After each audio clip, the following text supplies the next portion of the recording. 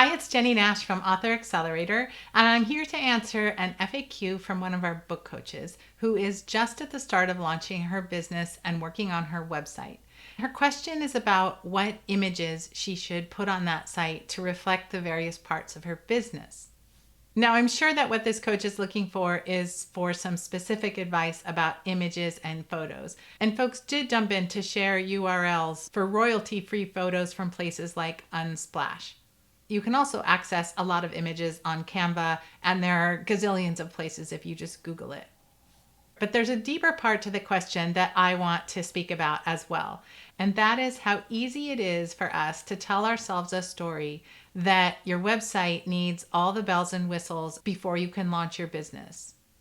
And what I mean by bells and whistles is a fancy logo and video and fabulous images and fabulous design and all the things. When we're just starting out, those things feel really important. And sometimes they feel really exciting to work on, especially if you have any sort of background in branding or marketing or photography or anything like that.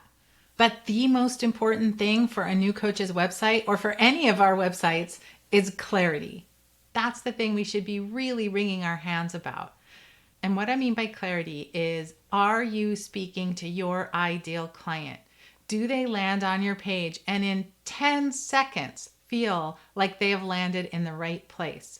You have so little time to capture people's attention. We're bouncing around so fast, looking for a solution to whatever our problem is at this exact moment in time. And if we don't see the solution right there, we're looking for somewhere else.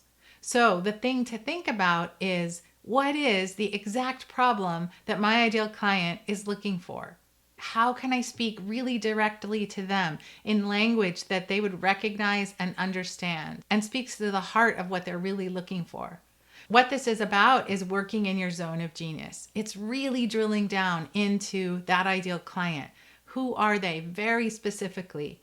This is about what they write, what part of the creative process they're in, what's their particular struggle, maybe something about who they are as a person, which could be anything from moms to perfectionists to LGBTQ folks to all of the above.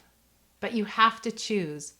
And all the bells and whistles on your website aren't going to matter if you don't have that content pinned down. Now, images are going to help with this, of course. The coach who asked this question is focusing on people of color. So she's going to want to make sure that she has photos that feature people of color. Yes, of course, that's so important. But it's got to be wrapped up in that larger work of speaking to that client. One thing I think a lot of coaches overlook is the power of putting pictures on their website. Because here's the thing, people are looking to solve their problem. In those 10 seconds, that's what they're looking for. But they also are looking for the person who can help them solve it. They're looking for someone they can trust. They're looking for someone that they can connect with. There are a million choices out there, so why would they pick you? They would pick you because of this term I've been using called the you-ness of you.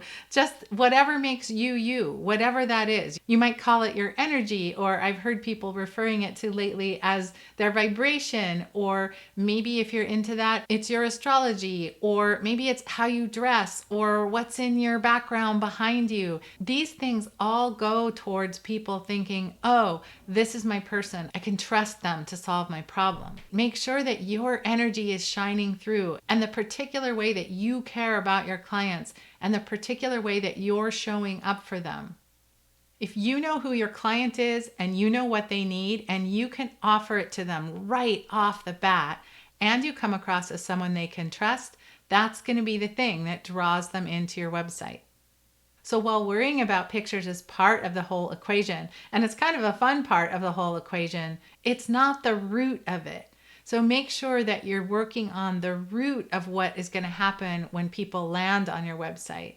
And if you can't find the right photos now, or you can't afford to have a fancy photo shoot or anything like that, none of that matters. Just bring the you-ness of you to it, and that's going to be what you need.